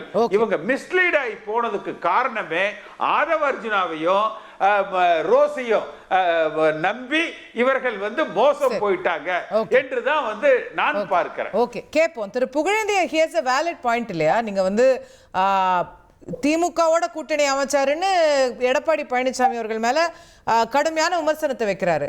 ஆனா அப்போ இவங்க எல்லாமும் சேர்ந்து அதுக்கு இசைவு கொடுத்தவங்க தானே, பாண்டிச்சேரியில ஒன்னா இருந்தவங்க தானே. அப்புறம் திருமாவளவன் அவர்களை முதலமைச்சராக்கணும், திமுக சேரணும்னு சொல்லும் போதும் கூட ஓகேன்னு சொன்னவங்க தானே. How are they so different? Good evening to Thanthi TV. கேசிபிக்கு நன்றி. நாங்கள் இந்த நாளைத்தான் எதிர்பார்த்து கொண்டிருந்தோம். 7 வருட காலமாக ஒரு நாள் 2 நாள் அல்ல, எடுத்து எடுத்து சொன்னோம் இந்த தலைமை சரியில்லை, தூக்கி எறியப்பட வேண்டும் என்று. அதுதான் உண்மை. திருமாவளவன் அன்புக்குரிய தோழர், எந்த பதவிக்கும் தகுதியானவர், மாற்று கருத்தே இல்லை. அவரே சொல்லிவிட்டார், நான் சர்வசாதாரண நிலைக்கு போகின்ற ஆள் அல்ல என்பதை அவர் அண்ணன் மிக தெளிவாக சொல்லிவிட்டார். நான் அந்த ரேஸ்ல கிடையாது, என் பேரை இழுக்காதீங்கன்னு. 3வது இடத்திலே இருப்பவர்கள் எப்படி ஆட்சிக்கு வர முடியும் என்பதுதான் எனது கேள்வி. அப்பொழுது யாரோடு தொடர்பு வைத்துக் கொண்டு இல்ல சார், கேள்வி இங்க அதெல்லாமே சரி, அந்த கேள்வி எல்லாம் கேட்டாச்சு. அதை செய்யறது இபிஎஸ் இவங்க எல்லாம் சொல்றாங்க. வேலுமணி தானே அந்த பிளான்ல இருந்தாருன்னு கேசிபி கேக்குறாரு. இருந்திருக்கலாம். பட் நீங்க 47 பேர் ஒண்ணாயே இன்னைக்கு நான் எதிர்த்தேன்னு சொல்லி தன்னை மட்டும் இபிஎஸ் மேல மட்டும் குற்றம் சாட்டுவது எந்த விதத்துல சரியானது? இல்ல, ஒட்டுமொத்தமா சேர்ந்து ஒரு ஆட்சியை, வருகின்ற ஆட்சியை, மக்களால் தேர்ந்தெடுக்கப்பட்ட ஒரு தலைவரை முதலமைச்சர் ஆகக்கூடாது என்று அவர்கள் எண்ணுவார்களே, ஆனால் அது தவறுதான். 2 பேரும் சேர்ந்தே செஞ்சிருக்கலாம். அப்ப how are they any different sir? இன்னைக்கு வெளியே நாங்கெல்லாம் அதிமுகக்காக பேசணும், ஏதோ இபிஎஸ் தான் திமுகவோட கூட்டணி வச்சாருன்னு பேசுறது எப்படி சார் அது? That's why I'm telling the termination, அதாவது expelled from the party, not only one man. அவர் சொன்ன மாதிரி எக்கச்சக்கமா திருமதி சசிகலா, பண்டூட்டி ராமச்சந்திரன், ஓபிஎஸ், கூப்பா கிருஷ்ணன், தோப்பு வெங்கடாச்சலம், இப்படி சொல்லிக்கிட்டே போலாங்க, அடுக்கிட்டே போவாங்க. 8 மணி நிலவரப்படி 25 பேருன்ட்டார் அவர். ஆமா, அதோட நானு, கேசிபி, எத்தனை பேர்த்த, அன்வர் ராஜா, எல்லாம் லைனா சொல்லிக்கிட்டே போலாம். எத்தனை பேர்த்த வெளியில் எடுத்தார், தூக்கி எறிஞ்சார். அப்ப எல்லாம் ஏன் வேடிக்கை பார்த்தார் சிவி சண்முகம்? நான் அன்போடு கேட்கிறேன் அவரை. இன்னைக்கு நாங்க உணர்ந்துட்டோம், நாங்க ரியலைஸ் பண்ணோம், இப்படி எல்லாம் ஆயிப்போச்சுன்னு இன்னைக்கு சொல்றாரு லைவ்ல நேரம். ஒவ்வொருத்தரையும் எடுக்கும் பொழுது ஐயா ஏன் எடுக்கிற, அவர் ஒரு எக்ஸ்எம்பி தானே, கேசிபி, பண்டூட்டி ராமச்சந்திரன் பாராட்டிய புரட்சி தலைவர், பாராட்டிய தலைவர் தானே, ஓபிஎஸ் முன்னாள் முதல்வர் தானே, புகழேந்திக்கு அம்மா படி கொடுத்தவர் தானே புகழேந்தி. இப்படி எல்லாம் ஏன் ரைஸ் பண்ணாம விட்டீங்க? அதனுடைய விளைவு எங்க போய் நிக்குது? கட்சி அழிந்து போகின்ற நிலையில அழிந்தே போச்சு அசோகா. சும்மா ஒரு பேருக்கு ஒரு 47 சீட்டு அப்படி இப்படி வந்துருச்சே தவிர. ஆனா நீங்க கேட்ட கேள்வி சரியான கேள்வி. ஏன்னு கேட்டீங்கன்னா, குறுக்கு வழியில் எப்படியாவது ஆட்சி அமைக்க வேண்டும் என்று அவர் முயற்சித்தார். எந்த அளவிற்கு இவர்கள் ஒப்புக்கொண்டார்கள் என்பது தெரியாது. நான் ஏற்கனவே நேற்றுக்கு சொன்ன ஒரு லெட்டர் காமிச்சு கொடுத்துட்டு, அதை டிடிவி தினகரன் கவர்னர் கொடுத்ததுல ஆட்சி அமைக்கணும்ன்ற லெட்டர் உண்மையை சொல்லிடுச்சு. ஆகவே 3வது இடத்தில் இருந்து இந்த வேலையில இறங்கி இருக்கிறார்கள். யாருடைய தயவில்லை என்பது தெரியவில்லை. இப்போ இவங்க ஒரு பிரிவா நிக்கிறாங்க. அவங்க எடப்பாடியார் தான் எங்களுடைய பொதுச் செயலாளர் வேற சொல்றாங்க. ஆனா சட்டமன்ற குழு தலைவர் நான் தான் வேலுமணி அவர்கள் சொல்லிக்கிறாரு. அப்போ இது எதை நோக்கி போகுது? அடுத்து என்ன நடக்கும் நினைக்கிறீங்க? யார் பக்கம் கட்சி போகும்ன்ற பார்வை? You are correct. முற்பகல் செய்யின் பிற்பகல் தாமே அழகா சொன்னார் தமிழ்ல. இதே சட்டமன்றத்தில் ஓபிஎஸ் எழுச்சி பேச போறப்போ இவர் அதிமுகவே கிடையாது, உட்கார சொல்லுங்கன்னு சொல்லி அப்பாவு சபாநாயகத்தை தகராறு பண்ண அந்த கூட்டம் தான் இன்றைய தினம் நான் அதிமுகவா நீ அதிமுகவா நடிச்சுக்குது. அதே வேலுமணி பேசும்போது ஒத்துக்க மாட்டேன்றாங்க. இது நடந்துட்டு இருக்கா இல்லையா? அதே பொதுக்குழு கூட்டினார்கள், பாட்டில் அடிச்சாங்க, அப்ப ஒத்துக்கல. யார் யாரு? இதே எனது அன்புக்குரிய சகோதரர் ஜேசிடி பிரபாகரனும் அந்த மேடையில இருந்த காட்சியை எண்ணி பார்க்கிறேன் நான். அப்ப எவ்வளவோ அவர் சொன்னது உண்மை. எவ்வளவு கெஞ்சி பார்த்தார் ஜேசிடி பிரபாகரன், வேணா நான் சண்டையெல்லாம் எல்லாரும் சேர்ந்து போலாம். ஒரு ரிசப்ஷன் போயிருக்கோம், உட்கார்ந்து இருக்கோம். நான் சொன்னேன் உயிரே போனாலும் நான் பழனிசாமி முன்னாடி வரமாட்டேன்னு சொல்லி, நானும் கேசிபி போக மாட்டோம். அவர் என்ன பண்ணாரு, எழுந்து போனார். அவருடைய மரியாதையை விட்டு விட்டு எழுந்து போய் அங்க நின்று வணக்கம் சொல்றாரு. அவர் கண்டுக்கவே இல்லை. நான் சொன்னேன் நீங்க போகாதீங்கன்னு சொன்னேன். மதியாதார் வாசலை மிதியாதேன்னு சொல்லுவாங்க, நீங்க போனீங்க தப்புன்னு சொன்னேன்.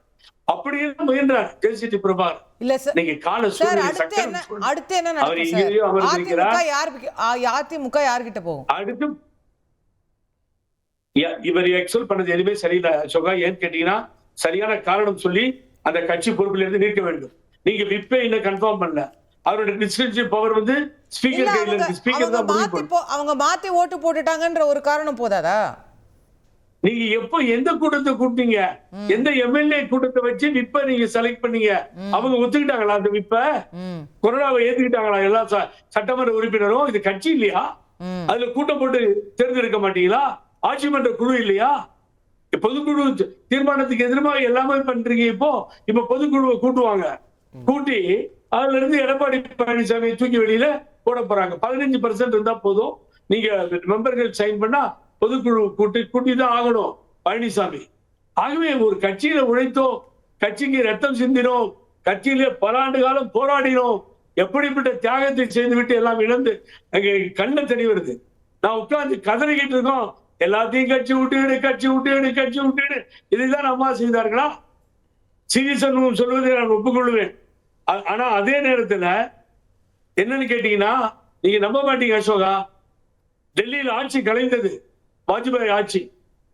உடனே காரை எடுத்து சொல்லி பரதன் இருக்கின்ற கம்யூனிஸ்ட் கட்சி தலைவர் பரதன் வீட்டுக்கு அம்மா போறாங்க. மூணு ஃப்ளோர் ஏறணும், 2 முட்டியும் போயிருந்தது. அங்கே நடந்தே சென்றார்கள். தேர்தல் வேணும் என்று கில்லுக்கு போனார்கள் அந்த தேர்தல் கமிஷனர். இப்படி எல்லாம் இந்த கட்சியை வளர்த்த தலைவர்கள் எப்படி எல்லாம் இவங்க விளையாடிட்டாங்க பாருங்க. எவ்வளவு தூரம் ஒருவரை அகங்காரம், திமிர், ஆணவம் அத்தனையும் கொண்ட ஒரு மனிதனை வளர்த்து இல்ல. இப்ப வந்து நீங்க குறை சொன்னா சிவி சண்முகம் ரியலைஸ் பண்றேன்னு சொன்னா இந்த இடைப்பட்ட காலத்திலே ஏற்பட்ட டேமேஜ் இருக்கு, இந்த கட்சிக்கு ஏற்பட்ட இழப்பு இருக்கிறது, அதை யார் ஈடு செய்ய முடியும்? அந்த நண்பர் இங்க பேசும்போது சொன்னார் என்ன ரெட்டலிக்கு லஞ்சம் அதெல்லாம் கொடுத்தவங்க எல்லாம் பெரிய ஆளா தெரியுறாங்க இன்னைக்கு. நினைச்சு பாருங்க. சரி, திரு மதிவாணன் அவர்கள்ட்ட கொண்டு போக நினைக்கிறது, சிவி சண்முகம் சொல்றாரு சார், கடைசி நேரம் வரைக்கும் விஜய் தயாரா இருந்தாராமே அதிமுக கூட்டணிக்கு. அது எந்த அளவுக்கு உண்மைன்னு நம்ம சொல்ல முடியாதுங்க. இப்ப இல்ல அதை பத்தி பொது வெளியில எதுவும் இல்ல, அவங்க தரப்புல எதுவும் சொல்லல.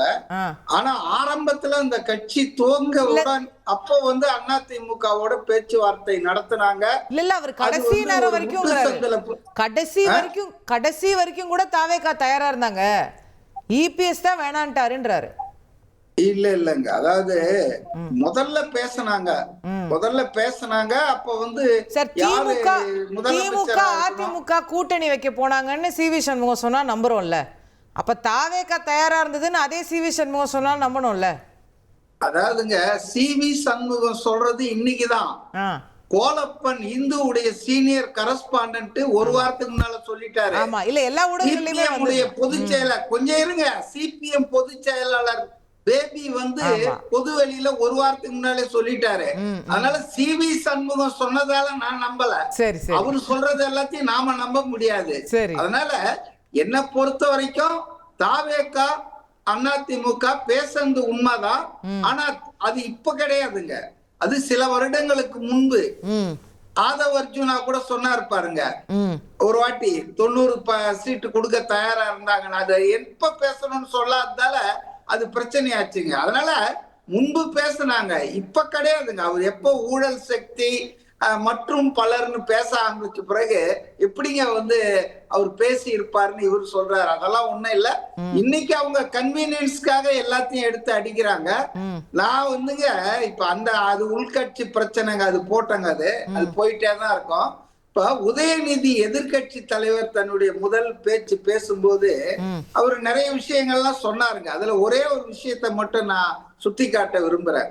அதாவது நீங்க வந்து 35% மக்கள் வாக்காளர்கள் தான் உங்களுக்கு ஆதரவு இல்ல ஐயா, அது வேற டாபிக் உள்ள கொண்டு போகும். 65% பேர் எதிர்ப்பு புரிஞ்சுக்கோங்க, நம்ம தெரிவிச்சிருக்காங்க. வேற டாபிக் பேசிட்டு இருக்கோம். இப்ப அது வேற டாபிக் உள்ள கொண்டு போகும். இங்க திமுக பிரதிநிதியும் இல்ல, நம்ம இந்த அதிமுக விவகாரம் பேசிட்டு இருக்கோம். நம்ம அதுல இங்க தொடர்ந்து சட்டசபையில வந்துட்டு நம்பிக்கைக்கு ஒரு கரெக்ட் வந்து கரெக்ட். ஆனா இப்போ ஆமா இல்ல, ஆனா இப்ப எனக்கு முடிக்கிறதுக்கு 10 நிமிஷம் தான் இருக்கு. என்ன அதுல அதிமுக மேட்டர்லயே இன்னும் 4 பேர் கருத்து சொல்லணும். இப்ப நீங்க ஒரு புது மேட்டர் எடுத்துட்டீங்கன்னா நம்ம போவோம். என்ன பொறுத்த வரைக்கும் அதிமுக தலைமை வந்துங்க ரொம்பவும் வந்து எதேச்சாதிகாரமா நடக்குதுங்க. You call the dog mad and kill இன் இங்கிலீஷ்காரன் சொல்லுவான்.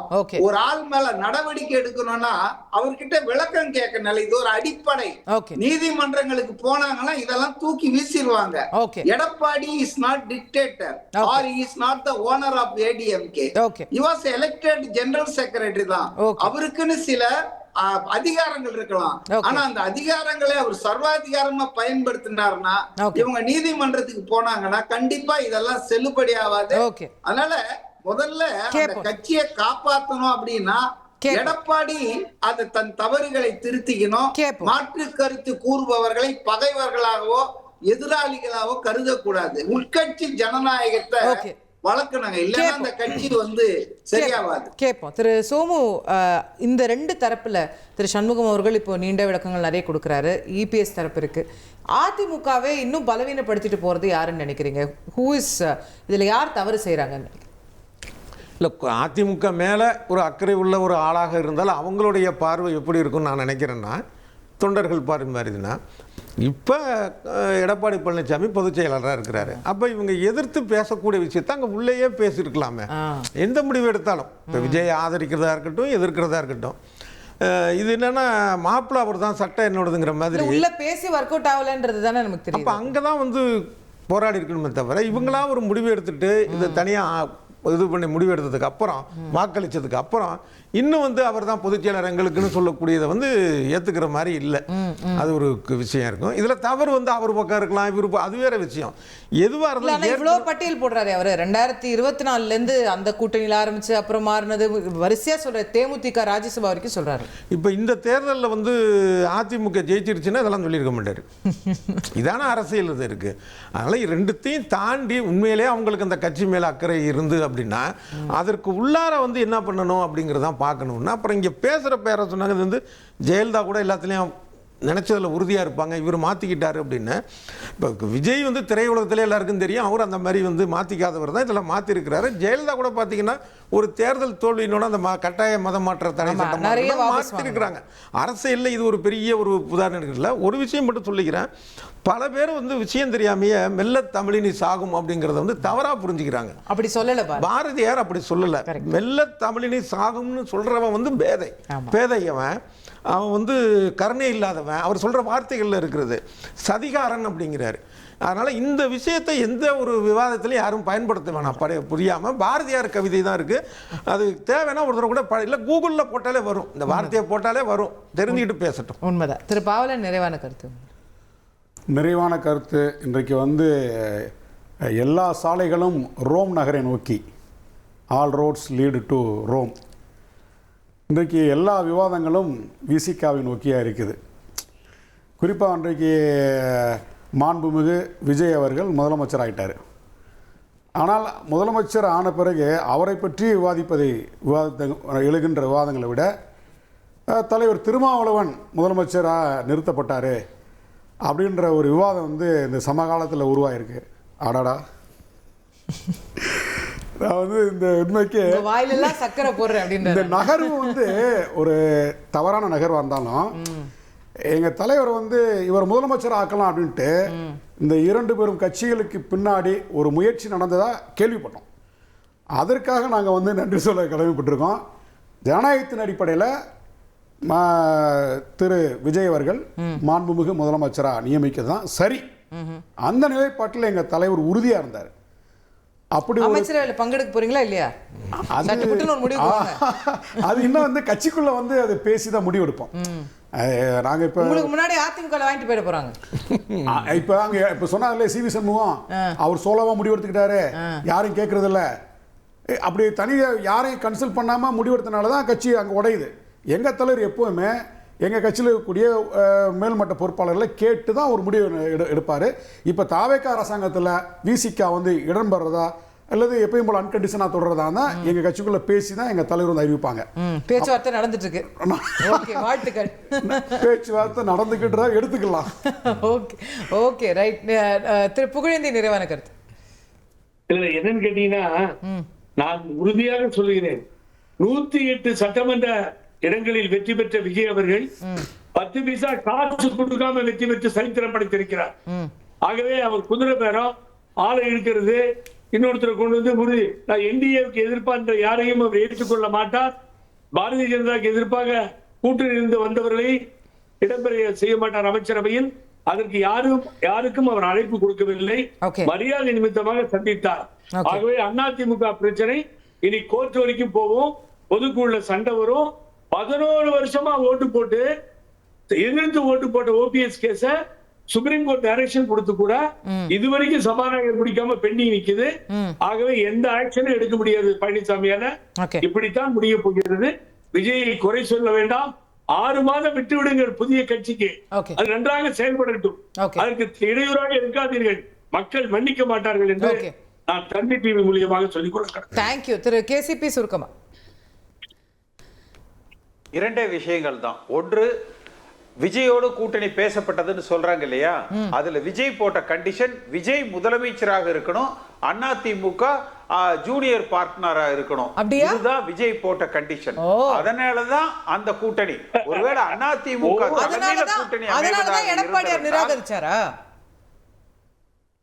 ஆமா, அதனாலதான் நிராகரிக்கப்பட்டது. இது ஒன்று. இரண்டாவது விஷயம், இந்த 20 விஜய் பொறுத்த வரைக்கும் விஜய் பொறுத்த வரைக்கும் நாங்க தான் ஏத்துக்கலன்னு சொன்னாரு. அதான் சொல்றேன். இல்ல அந்த கூட்டணி பேச்சுவார்த்தையில விஜய் தன்னை சிஎம் சொன்னதா, அதனால எடப்பாடியார் ஏத்துக்கலன்னு சொல்றேன். அதான் இவங்க எல்லாம் சேர்ந்த முடிவு எடுத்திருக்காங்க. அடுத்து தாவேகா திமுக தான் போட்டி. அசோகா, தாவேகா திமுகவுக்கு தான் போட்டி. நடுவுல நீ ஏன் கச்ச கச்சன்னு வர அனாவசியமா அப்படின்னு தான் தேர்தல் பிரச்சாரத்தில் விஜய் பேசியிருக்காரு. எடப்பாடி ஒத்துக்கல, என் கேண்டிடேட்டை திருடிட்டு போயிட்டேன்னு சொல்லியிருக்காரு. ஆகவே அடுத்து ஓகே ஓகே ஒரு விஷயம் மட்டும் சொல்லி நான் முடிச்சிடுறேன். அதாவது இது எங்க, இப்ப நீங்க கேட்டீங்க இது வந்து எங்க லீட் ஆயிட்டு போகுது அப்படின்னு. அநேகமா விஜய் வந்து ஒரு நல்ல டிராப்ல வேலுமணி சிவி சண்முகத்தை மாட்ட வச்சுட்டாரு. இவங்களுக்கு ஒரு வேளை டிஸ்குவாலிஃபிகேஷன் வந்தாலும் வரலாம். அந்த இடத்துல தாவேகா போட்டியிட்டு நோகாம நோம்பி கும்பிடுற மாதிரி ஆட்சிக்கு மெஜாரிட்டியை பெறுவதற்கு அவர்கள் ஆட்சிக்கு மெஜாரிட்டியை பெறுவதற்கு அவர்கள் முயற்சிக்கலாம். என்ன சார் ஆகும்? நான் சொல்றது தாவேகா மெஜாரிட்டி பெறுகிற வகையில ஒரு டிராப்ல இவங்களை மாட்ட வச்சிட்டார் என்பதுதான். நீங்க சொல்றது ஹைபாத்தட்டிக்கல், நான் சொல்றது லாஜிக். சரி, நீங்க ஹைபாத்தட்டிக்கலா சொல்றீங்க. யாரங்க வேட்பாளருங்க இருக்கு நான் போகல. சரி, லாஜிக்கா where it leads towards அப்படினா it's towards maybe the disqualification. பலன் யாருக்கு, பெனிஃபிஷியரி யாருன்னா அந்த இடத்துல தாவேகா அந்த பலனை எடுக்க முயற்சிப்பாங்க. ஒருவேளை அதிமுக வலிமையா இறங்கி அடிச்சால், அந்த இடத்துல வெற்றி பெற்றால் எடப்பாடி பழனிசாமியுடைய தலைமை இன்னும் பலம் பெறும். அப்ப நேரடியா தாவேகாவா அதிமுகவா என்று அந்த களம் மாறும். ஓகே, பாப்போம். நிறைய விஷயங்களை பேசணும், இன்னும் பேசிக்கிட்டே தான் இருக்க போறோம். இது இன்னைக்கு நாளைக்கு முடிகிற விஷயம் இல்லைன்னு நம்ம புரிஞ்சுக்கிறோம். இந்த டிபேட்டை நம்ம தற்போது நிறைவு செய்தாக வேண்டும். ஏற்கனவே திரு சிவி சண்முகம் அவர்கள் சற்று நேரத்திற்கு முன்னாடி அவங்களுடைய அணி சார்பாக செய்தியாளர்களை சந்தித்து அடுக்கடுக்கான குற்றச்சாட்டுகளை வைத்திருந்தார். திரு அக்ரி கிருஷ்ணமூர்த்தி அவர்கள் எடப்பாடி பழனிசாமியின் சார்பாக அதற்கு மறுப்பு தெரிவித்து பேசி வருகிறார். அவரும் செய்தியாளர்களை சந்திக்கிறார்னு புரிஞ்சுக்கிறோம். ஒரு இடைவேளைக்கு பிறகு நம்ம தொடர்ந்து பார்க்கலாம்.